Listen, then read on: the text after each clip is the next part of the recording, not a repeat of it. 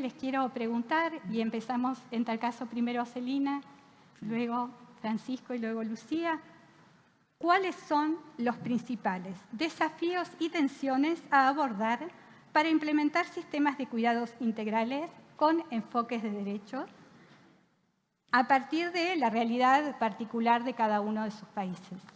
Bueno, antes que nada, muy buenos días a los compañeros que nos acompañan acá en el panel, a todos los presentes, y realmente muy enriquecedor estos 2 días de compartir las experiencias y lecciones aprendidas de los diferentes países y ver también cómo nosotros desde Paraguay estamos avanzando en la política nacional de cuidado.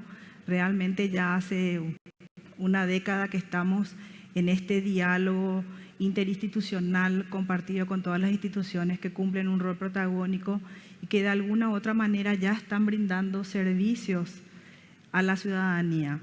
Realmente desde Paraguay estamos en una hoja de ruta donde estamos avanzando, como ya lo compartimos ayer, ya presentamos ese proyecto de ley al Parlamento, está en proceso.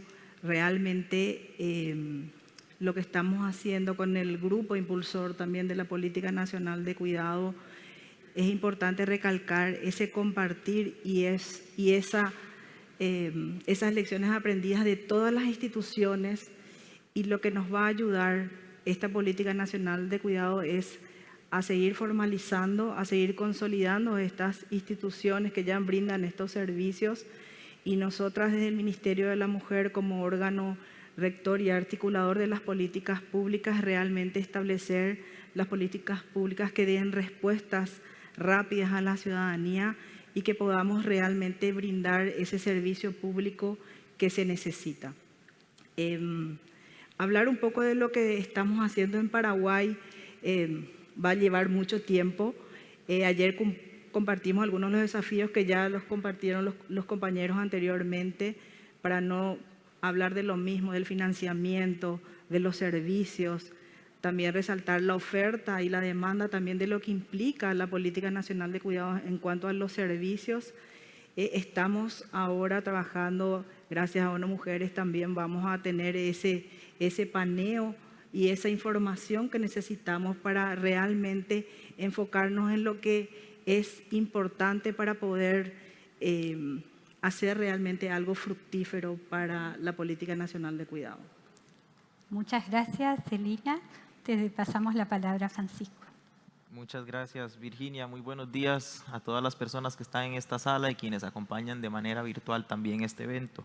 En este momento quisiera compartir la experiencia de Costa Rica al contar ya con 1 año de implementación de una política pública de cuidados y recientemente la aprobación de un proyecto de ley que crea un sistema de apoyos y cuidados en el país. No partimos de cero, hay una trayectoria institucional importante en materia de cuidados, compromisos internacionales que el país ha venido asumiendo. Y quisiera entonces destacar cuáles han sido 3 grandes desafíos en esta implementación, en este proceso de implementación. Mucho ya se dijo en el panel anterior desde una perspectiva general o macro, pero quisiera entrar más bien en el detalle de la gestión. ¿Qué implica cuando estamos hablando de gobernanza, que es el primer tema? ¿Qué implica cuando estamos hablando del financiamiento? ¿Cuáles son las discusiones que tenemos que tener para poder concretar esos elementos?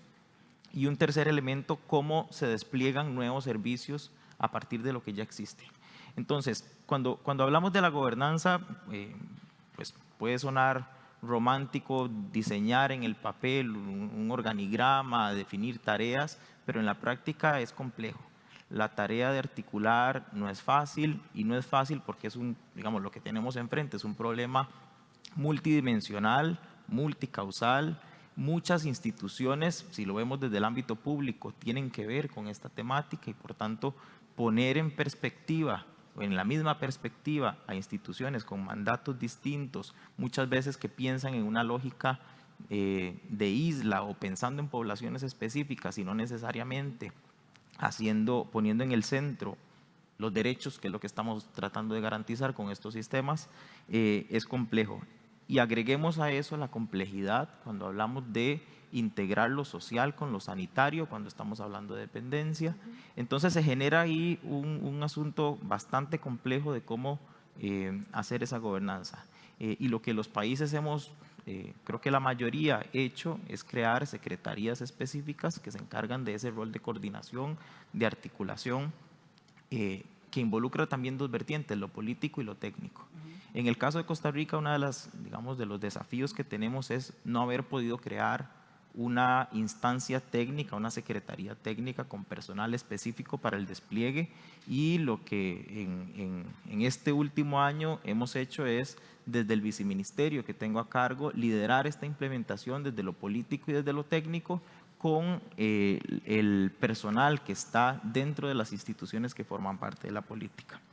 Esto es complejo porque fue entrar no solamente en el diseño de la política pública, sino también en su implementación, con el apoyo también de una mesa de trabajo interinstitucional que creamos y a la que sí le definimos elementos muy concretos, cuáles son las acciones, cuáles son los hitos esperados del primer año, del segundo año, del tercer año, y entonces empezar a construir una dinámica de elementos técnicos, bases o fundamentos que sustenten luego la creación de un sistema o la ampliación de coberturas y nuevos servicios.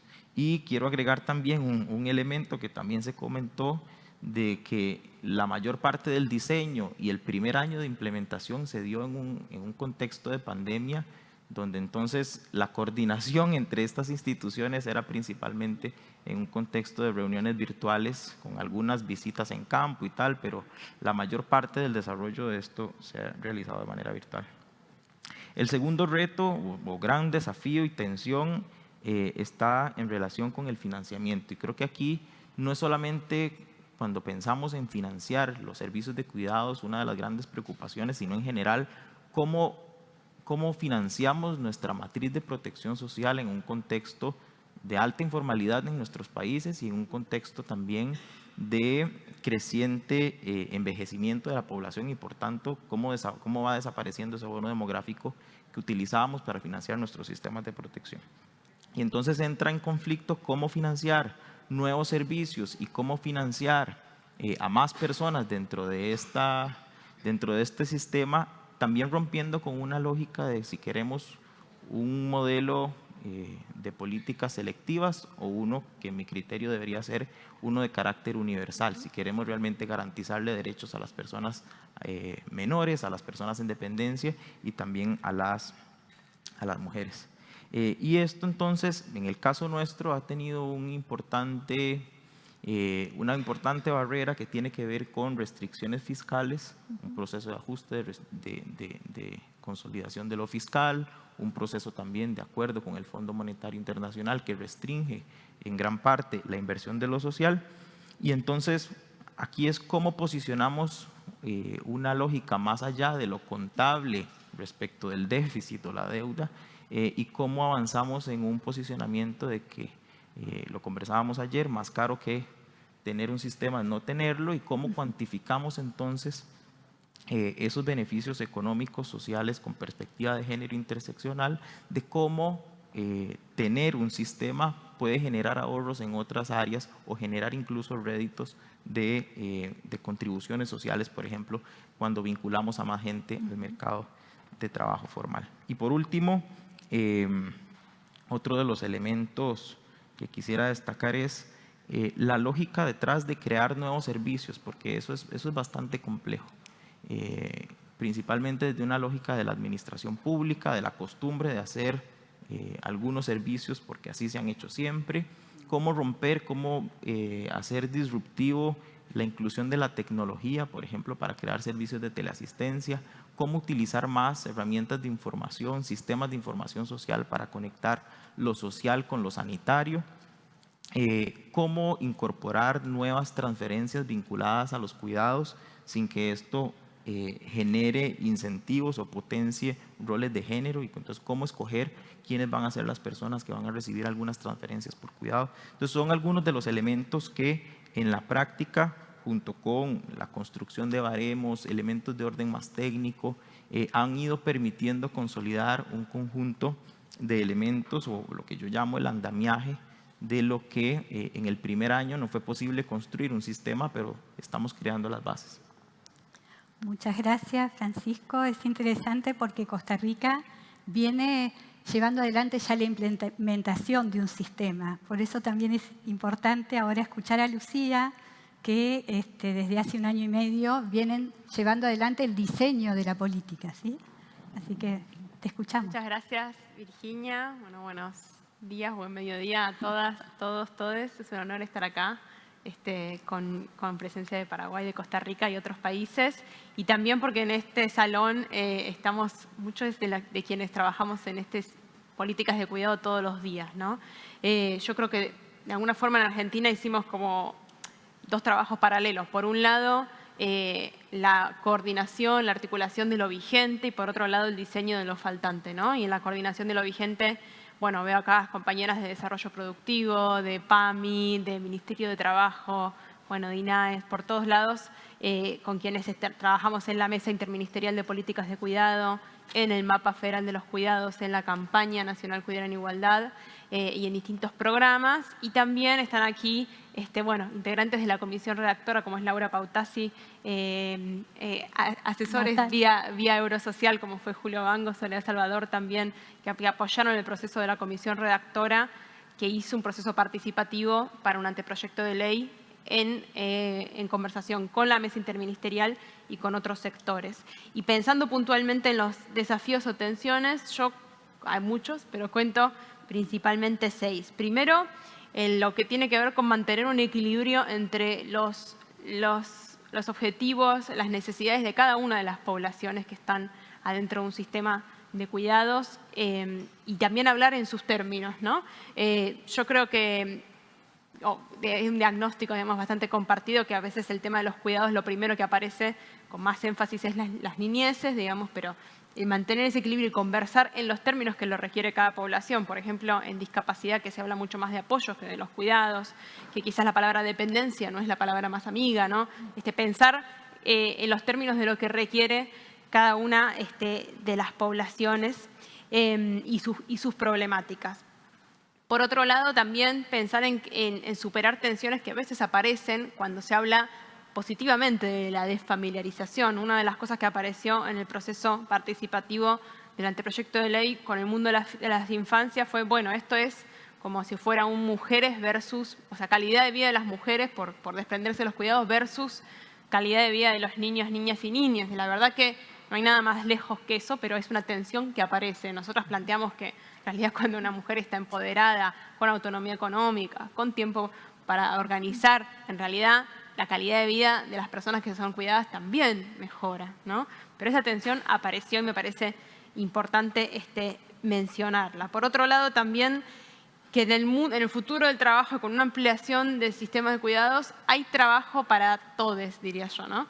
¿Y por qué digo esto? Porque también hay tensiones sindicales en torno a qué saberes tiene que haber en esos servicios que se expanden. Y la realidad es que hay, la veo amonia, y hay distintos grados de dependencia, hay distintos servicios con distintos grados de profesionalización, hay un proceso de saberes aprendidos que hay que certificar y hay, la verdad, que la organización de los cuidados necesita mucha profesionalización y mucha registración de muchos saberes distintos. Entonces, nuestro lema es: hay lugar para todos en ese futuro del trabajo del cuidado. Por otro lado, en relación a lo presupuestario, varios desafíos. Primero, Argentina es un país federal, ¿no? Entonces hay muchas de las cuestiones que tienen que ver con la expansión de infraestructura y de servicios de cuidados que es en articulación con las provincias y que a veces quizás hay, digamos, recursos para ampliar la infraestructura, si bien en lo que es personas mayores y discapacidad a veces incluso está la pregunta política de qué es la infraestructura para esas poblaciones, no está tan claro como en las niñeces. Después es difícil sostener los gastos corrientes de esos espacios, ¿no? Entonces, la verdad que las dos cosas tienen que ir a la par. Por otro lado, que muchas veces en los debates con las esferas económicas sobre la ampliación de presupuesto en cuidados, está la pregunta inicial, bueno, pero ¿cuánto se gasta ahora en cuidados? Y es una pregunta difícil de responder, porque uno puede tener un criterio más amplio o más estrecho. En la organización del cuidado incide todo, pero también si uno se pasa, ¿no? Si es demasiado generoso, decir, bueno, todo esto ya ya es política de cuidado, te contestan, bueno, entonces no hace falta poner más presupuesto, ¿no? Entonces, el etiquetado específico de cuidados es una política necesaria previa.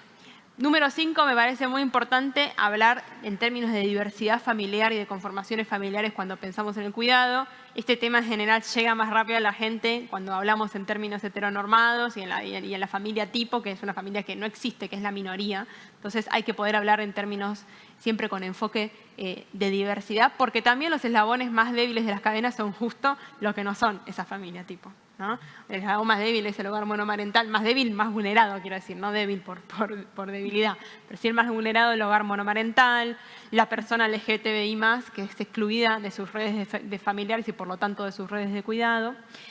El último desafío me parece que es aplicar a todo esto la perspectiva feminista. ¿Por qué es un desafío? Si bien esta es una agenda que en general traen los feminismos y los términos incluso a veces los traen los feminismos, es un desafío porque en general las instituciones feministas, para poder incidir de lleno en la cuestión material, porque finalmente la organización social de los cuidados es económica, es material, es temporal, para poder incidir de lleno en eso tienen que construir mucho, porque en general las instituciones de género se las pone más en un plano simbólico y romper con eso, incidir en esas decisiones materiales es un acto feminista, pero de pico y pala, como diríamos nosotros. Así que identificaría esos como los principales. Hay muchos más, pero creo que se sortean con el trabajo colectivo como ocurre con muchas de las personas que están en esta sala. Muchas gracias, Lucía. Muchas gracias. Entonces vamos a las últimas preguntas y algunas que acercó el público, que tiene que ver, quizás Lucía, si querés continuar con ese pensamiento, porque tiene que ver justamente con qué lecciones aprendidas y recomendaciones tienen ustedes. Un poco también pensando en otros países que están en distintos momentos de esa hoja de ruta, de ese proceso, y que vale la pena de alguna manera seguir compartiendo. Lo venimos haciendo desde hace un par de días aquí en Argentina con otros países, pero bueno, un poco poder levantar esta cuestión. Perfecto, sí. Yo creo que como lecciones, bueno, primero esto, ¿no? Hablar en esos términos, conectar esto con esos viejos problemas que a mucha más actualidad les interesa, por qué la agenda de cuidados resuelve esas cosas y plantear siempre esta temática como una inversión, ¿no? En eso, como economista también, y acá como colega me cuesta, siempre lo difícil es que no te planteen que en este momento no hay plata para eso. Entonces, bueno, no, pero en este momento que vos querés resolver, por ejemplo, la creación de mayor empleo, entonces esto es un sector estratégico. Querés ir a reducir la pobreza, esta inversión en esto es efectiva, ¿no? Pensar también siempre que lo perfecto es enemigo de lo posible. Entonces, si hay cosas que en el medio uno piensa una ley general y un sistema que está perfectamente integrado, pero en el medio la discusión tracciona, que vayan saliendo programas, que se vayan reglamentando cosas que no ocurrieron, como es el caso de en Argentina las guarderías en establecimientos de trabajo o el reconocimiento provisional del cuidado. Uno va y cada política no va a ser perfecta, pero la integralidad es la que tiene que velar y la institución es la que tiene que velar por que haya reconocimiento, redistribución, etcétera. No quiero robar más tiempo porque vi que había 5 minutos, pero me parece que esas son los principales lecciones y hablar de este tema en términos económicos. ¿Sí? Muy bien. Gracias. Celina, ¿qué lecciones, qué recomendaciones darías? Bueno, más que recomendaciones, es como un mensaje que yo quiero dar, que debemos reconstruir y seguir fortaleciendo nuestro tejido social, de nuestros países, de nuestras comunidades, con mucho respeto, con confianza, consolidando también esa autonomía de la ciudadanía, como ya lo dije, participativa, con el apoyo de todas las instituciones nacionales e internacionales, la sociedad civil, y buscar elevar ese capital social, porque eso es lo que nos va a ayudar a poder lograr el desarrollo, el bienestar y la prosperidad para todos, sin distinción de todos nuestros estados, de nuestros países, y que realmente podamos entre todos también, así como lo estamos haciendo ahora, y esto es la demostración del compromiso y la responsabilidad que tenemos como autoridades, como organizaciones civiles y públicas, de poder tener esa responsabilidad de contribuir al desarrollo de nuestros países. Bueno, con ese granito de arena de que, como ya lo dije, buscar ese bienestar, porque todo lo que buscamos es un bienestar y prosperidad para nuestras familias.